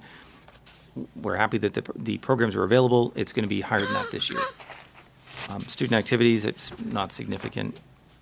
Athletics, you'll see overall in athletics a net favorable of, which is on function code 1420, which is on page 4. You'll see a net 24,786 favorable. But, let's see here. On that same line, you'll see, if you looked at the encumbrance report and compared it on the 1420 line, you'll see that we have encumbrances out there for almost $13,000. So that 24,000, again, we still had additional expenditures on that of 13,000 in that particular category. Alternative ed, continuing ed, I'm now on page 5, $35,000 favorable variance. That has to do with a number of factors as well, and we've been able to watch our teaching and stipends expense there. Attendance, minimal guidance, we're a little bit over in that line, which is 2122, which is on page 6. Health services, that one's a little bit tricky. That's the 2134 function code, and you'll see right below it, psychological services, 2143. So between the two of them, if we've had a favorable variance on what would otherwise be nurse salaries, which is in the middle of page 6, you'll see a $62,000 favorable there. But we were under when it got shifted to, when we had a need to bring in an outside firm. You'll see that shifted on the last line of the page. You'll see a $59,000 overage there. So when you look at that, they're offsetting. They're very similar, and you can't find a person to fill a position, and you have to outsource it. It ends up in sometimes a different function.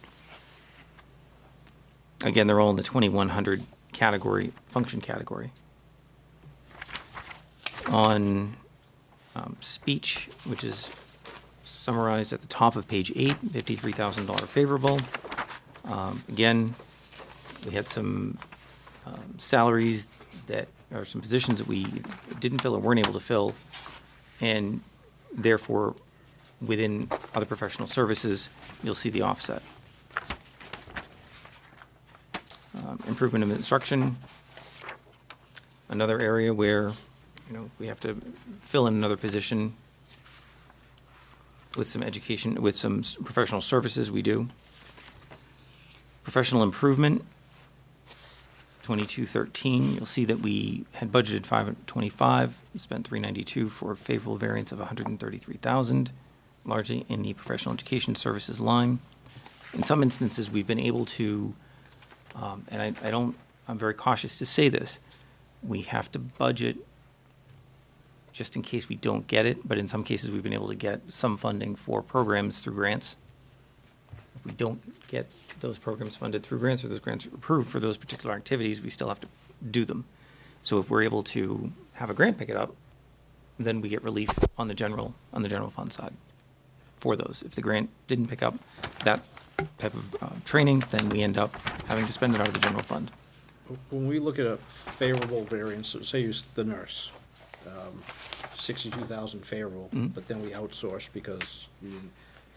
But there's also benefits and things that weren't paid as well, right? That add into that salary. Yeah. So there's more favorable somewhere else in another line because we didn't have that position filled. Theoretically, yes. Yeah, it's not just the salary. Yes. And typically, it's not less expensive to go outside the district for professional services. Typically, it's more expensive. Right. But the question is, in some cases, are we able to better tailor the services that we're needing? Do we need them as long? Are we able to just get exactly what we can't cover? It's even though it's more expensive, it may offset very well. And if you look at the benefits, maybe it's more to your point. Right, yeah, Liabilities would be less, I would think, if you could outsource it. well, some of these programs, it's 250,000 to outsource it, and it's over what it costs to have one person here. Yeah, true. Yeah. So, especially with the special eds. And it's interesting you raise the liabilities because there is some truth to that, and the liabilities are actually that perhaps our own staff may not get injured or hurt or whatever, but there is some very strong correlation between having the staff in-house who knows the student, works with a student or a group of students, having that continuity. Yep. So that's always the preferred option if we can maintain that resource in-house. So you'll see, so improvement of instruction, we looked at that. School library services, function 2222 on page 9. Nothing tremendously dramatic, nothing really for the rest of the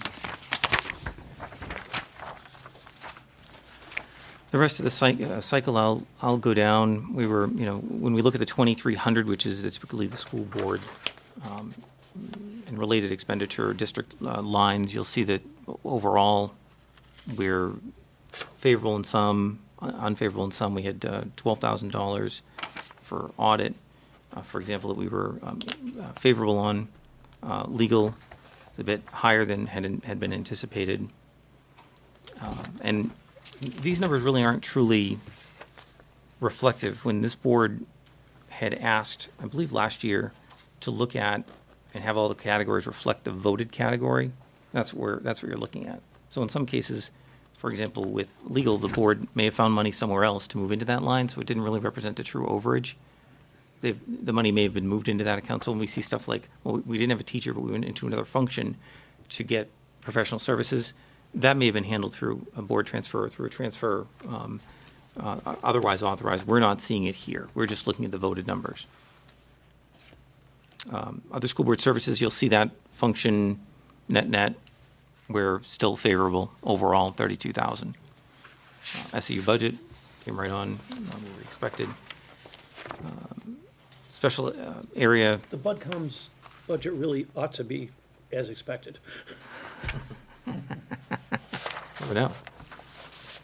Special area admin services, a lot of that is just in positions which we may have not filled or may have had some favorable rehires. Director of Curriculum. Let's see, we're over in that category. And again, this is an area that the school board could go in and probably could go in and make an adjustment to show what the reality of that, what the real situation there was. Office of the Principal, favorable 46,000. I believe that you'll note that a lot of that is just some cost savings relating to equipment, replacement equipment. Page 13, other school services, school administration, very close to budget. Contracted services, Medicaid. So we were 50,000 favorable there. And we had a hiccup, I'll call it a hiccup, in both with our provider and the state in terms of the timing of our reimbursements. And this line is tied to the amount of our reimbursement, if that makes sense. So if we get reimbursed late in the year, we may not pay them, they may not bill us, and we had a lot of that, for whatever reason, ended up coming in after the close of the year.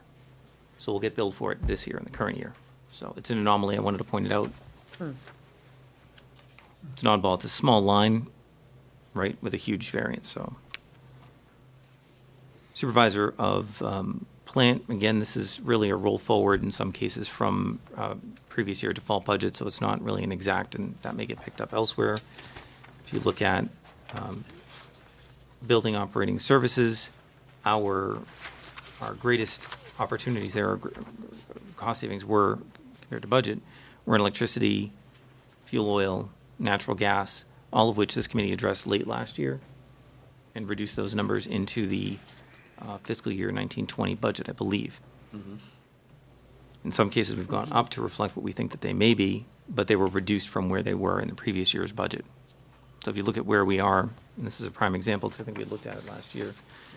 If you look at what we spent versus what the budget was versus where we're budgeted this year,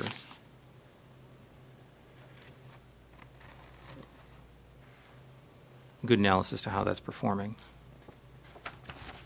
I think of all of those, I think fuel oil is the one that I am least comfortable with because, again, we talked about the fact that if natural gas goes up 5%, that's one thing, but if oil's at $3 and it goes up to $4, it's 33%. There's a lot of room there, and we were pretty close to budget on that in the first place. Moving on to care and operations of grounds. We had some cost savings, shifted some funding around, so you may see some deficiencies or some overages in other areas. Repair and maintenance on equipment, again, this is what came through from our previous year budget, and you're looking at that. We spent 104, leaving 50, but that tends to get shifted around and moved around to other places as well. Jeff, just come back up to the operating building services. Yes. So the 62,000 replacement equipment.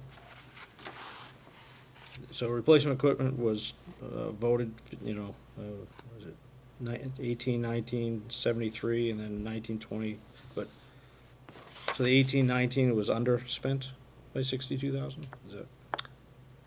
I don't know that that's the best way to look at it. That was a number that rolled forward from the previous year because it was the default. Okay. So it wasn't really, I don't want to say it wasn't requested, but it wasn't requested that year. The needs were. It was just part of the default. It was part of the default, which rolled forward. Okay. Typically, when we're looking at a replacement or new equipment request, it's supported by something, and it doesn't happen, uniformly. It doesn't happen. Yeah. It might be a $30,000 expenditure this year and 10 the next. Okay. So there was a big variance there. The chances are that was moved anyway, that had been reallocated anyway, knowing that there wouldn't be a need for Yeah, I it. just want to make sure we didn't not replace equipment, if it was needed. When you're looking at it, that's quite a bit of equipment Yeah. cost. Yeah. And if you look, you'll see in the other operations of ground some favorable 22,000 there, care and upkeep of equipment. And just going back to that, by the way, going back to that equipment, that replacement equipment line, when the default budget passed, and I don't want to get too hung up on it, we had this, how we do our allocation for capital and operating expenditures. Where we may have had capital, and this might be the point of the default budget, but I've really always restricted whatever we've raised and appropriated as capital to be spent as capital. So if we've had an area that we've been short, and it may have been in perhaps computer equipment or supplies or something, we have another need for it, and it didn't make it into the default budget, the money is still there, it's still capital, and I try, and I stay locked into that, because that's how we raised it. So that may have been reallocated out as well, for some, to cover some other capital need that we had. Right. Because, again, that's how we raised the funding, that's how I'd like to Yep. keep it within the budget.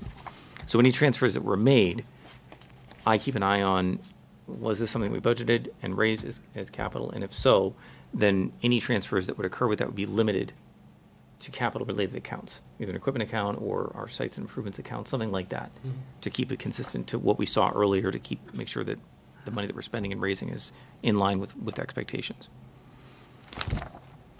Vehicle operation maintenance was $2650, which is on page 15. We had a $10,000 favorable variance, mostly due to fuel. Security services,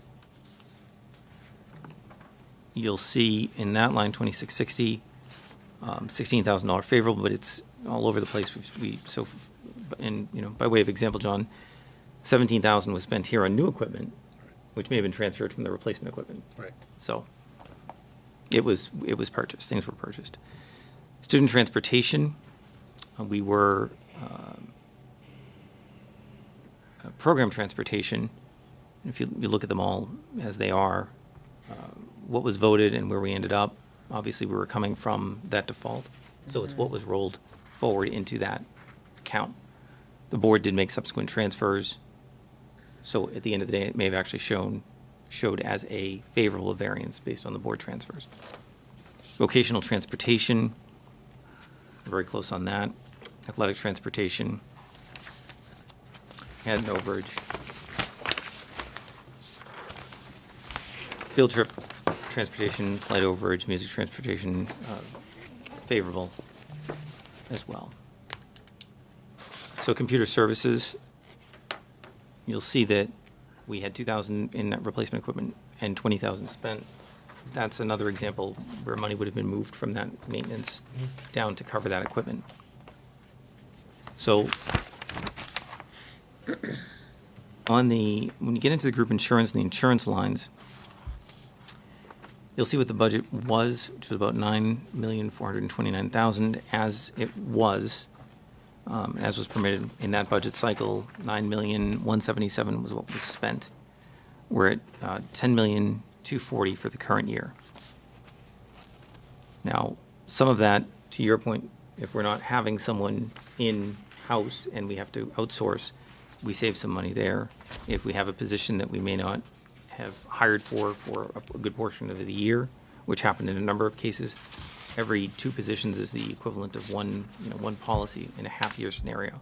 We had quite a few of those last year as well. And you can see as we go down, a lot of these are reflective of, and in the group insurance line, if we didn't fill a position, it would be the same thing. For FICA, you can see what we had, what we spent. If we didn't end up hiring someone, didn't end up paying, to your point, John, it shows up as favorable.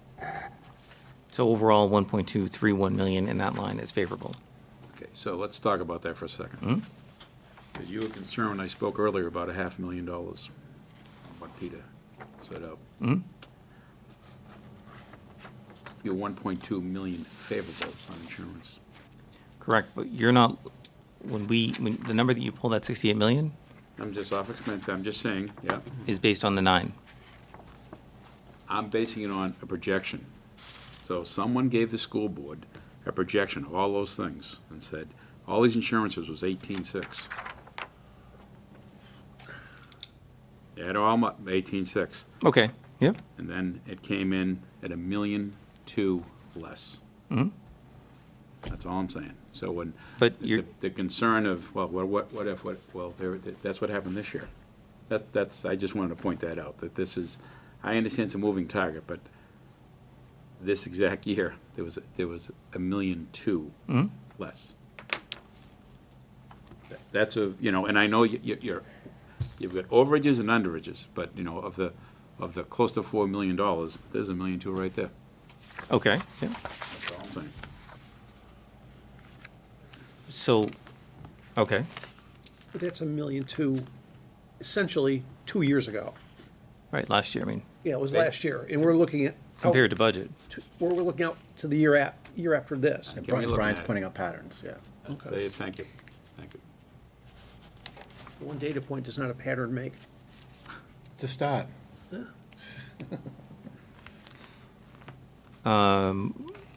So that's support services, site improvements, you'll see looks overspent, and again, that's typically handled with transfers. Building improvement, 4,600. Showing encumbrances there of 452,000. So when you see that we're on budget or $25,000 perhaps favorable, really that would have gone over, that would have been over by, well, 425,000 with board approval. Right. So, Your roofs, I assume. yeah, at the end of the year. So we had that discussion, went through that. Our bond was where we expected. Food service.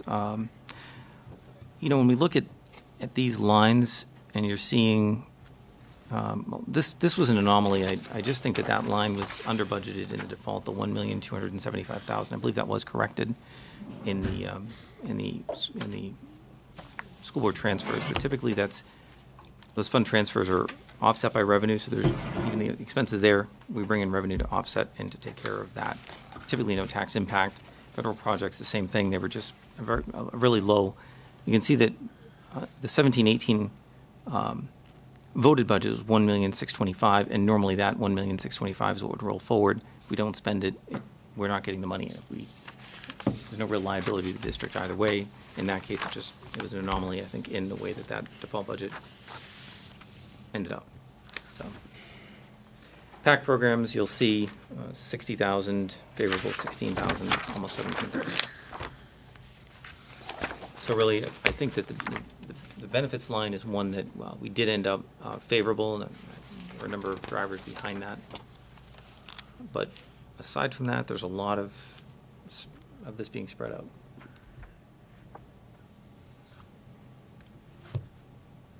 Other questions for Jeff? Pretty much went through line by line. Didn't lose anyone. Fell asleep. We lost Alan. Oh, yeah. Snuck out. He'll come back, his phone's here. All right, well, thank you. On to school board budget. So in the other packet, which has a paperclip on it, there's a landscape sheet behind that. School board had been diligently doing their homework, like all of our departments are, and had reviewed previous year budget to spend, and it's not a vastly huge number or amount. To begin with, nothing terribly significant. The major line items that fall in this group are, ultimately, I believe the first category is going to be audit. And we have district meeting expenses on page 2. We have audit and legal. And really, that's it. This year, another line is going to be more prominent, and that is the other expenses line. And again, and it's really up to the budget committee ultimately, but the withdrawal committee did include 100,000 for Salary and legal. like interim Yeah. transition costs. Yeah. So, sorry. Good, Kath. So I just want to confirm, because I was concerned about legal also, and ensuring that we're covering that. So the 100,000 is for salary and legal? So it was a sum to cover, that we suggested to cover the cost of superintendent services leading up to the transition, as well as any other staff that might be needed during that time. And then we thought about, say 25,000 for, out of that might be for legal services to coordinate with the two districts on transitions. Okay. So we put 100,000 number together for that as an estimate. And Kathy, if it's helpful on that legal line, we had actually looked at it last year. with the school board. If you go back, you'll see it's everywhere. It's all over the place in terms of where the spend is.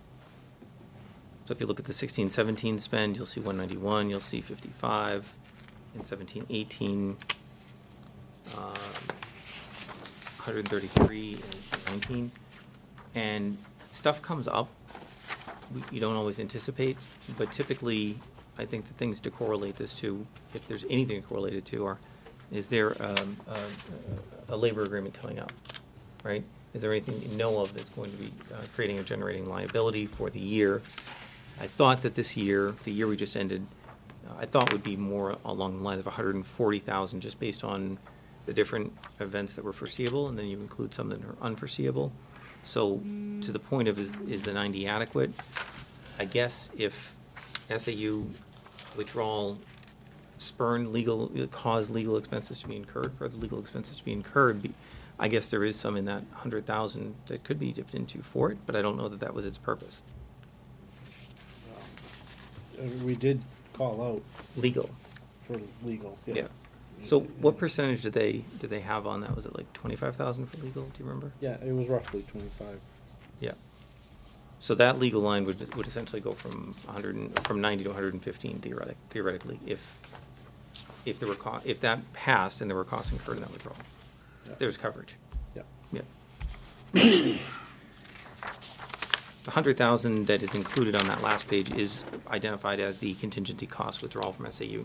And Kathy, I don't think you were here. I don't think Peter, you were here either. As I best understand it, if a petition for withdrawal is included on the warrant, it's by statute, and I don't believe that it attaches to money or money attaches to it. It's just the question. So then, if you have costs that are going to be incurred as part of that transition, where do you put them? Do you put them on a separate warrant article that says, hey, if this withdrawal passes, will you appropriate $100,000 to fund it? Or just build it in. And if that fails, then no means no. So therefore, it has to be built in. Which is tough, because if it passed and you were on a default budget, that's not an expense that would get included in a default budget. Right. And again, if you put it on warrant as a separate item, it doesn't pass, then no. I don't see how it should be a separate warrant. It's strange.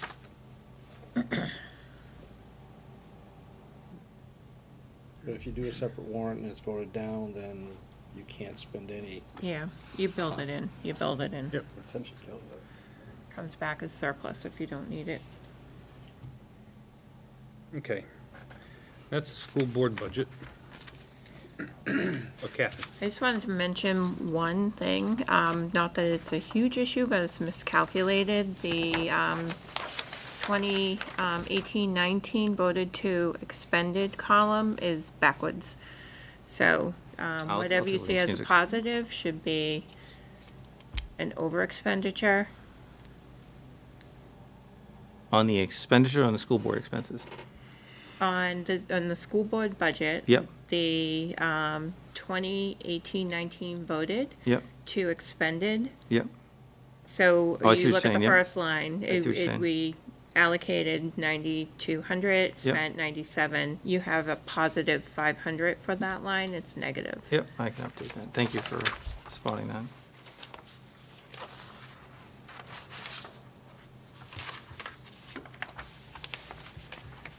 All right. Moving along, we are now at the budget committee budget. I believe we're part of this. We really don't have any, Not too much. not too much. We don't spend that much money. What do we spend? Time.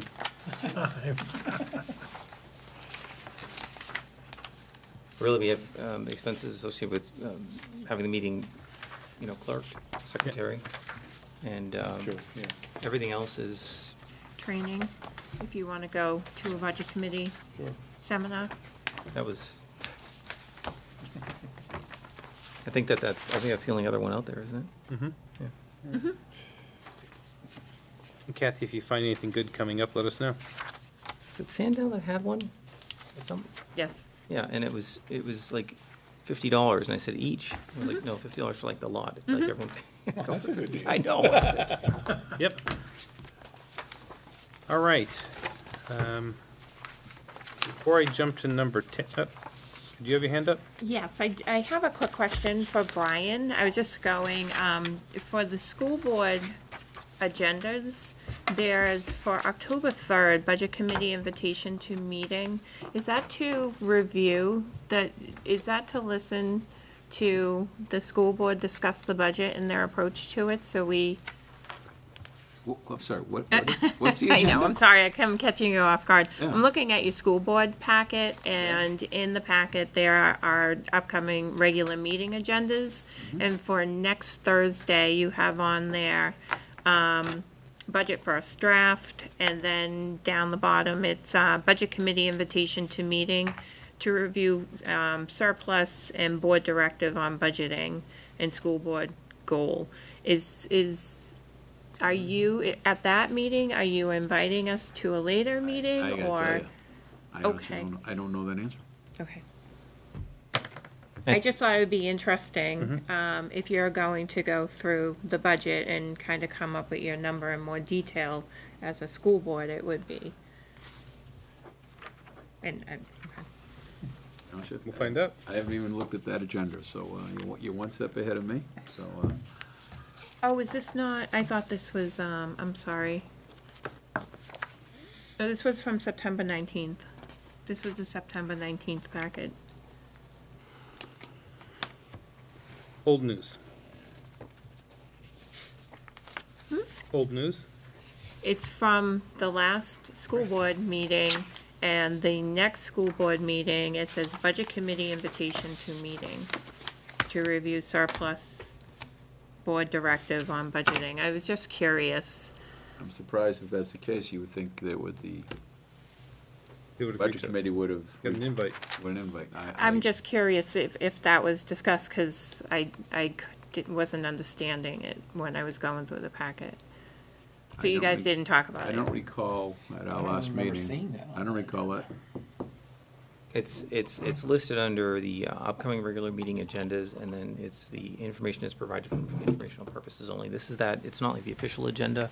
You'd probably recognize it, it's just like a preview of Oh, things for to come. future meetings. Yeah. Yeah, it's for the October 3rd meeting, so that's next week. I wasn't sure. Doesn't mean it's on the agenda, though. Correct. Yeah.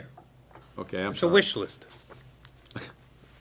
Yes, that's a document that usually is behind our agenda. So the chair, work out with superintendent, that's, I call it a wish list, but I didn't know anything about that. So if that were to happen, and I don't know that the school board agenda is out for the next meeting, but if it were, and that made it on the agenda, then maybe something would be We'll get a nice circulated. invitation. Okay. All right, so here's what I've got. On our parking lot, which we'll do for next week, Jeff, we have facility tours. Try and get more, if there's more information to share, you'll let us know. Sounds good. Did I miss anything on parking lot for other stuff? Other than that, next week, we should, not next week, October 10th, we should have Atkinson Academy, Sandown North, and Danville Elementary presenting. So when might we expect those budgets on SharePoint? My goal is to get those out there, obviously, the Friday before. Okay, so about a week before. But I think in this case, we do have the school board is requesting their budget and a fall budget. And I have an SAU budget on Wednesday as well. What are you telling me? I can tell you a lot of it. Okay. But, When it gets posted, and it may be Monday of the following week, depending. so when it gets posted, just, can you drop us a note? Sure. To all of us, just saying There. which budget is there, even if it's just one at a time, Yep. that we have a heads up. And that's all I've got. Anybody else? Gotta go for adjournment. Second that. Well, let's get it first. I thought you were gonna do, I'm looking for an adjournment. okay, I apologize. So you're making, I would like to make a formal, adjournment. Second. Thank you. so Alan and then Peter. And then all those in favor? Aye. And it's unanimous.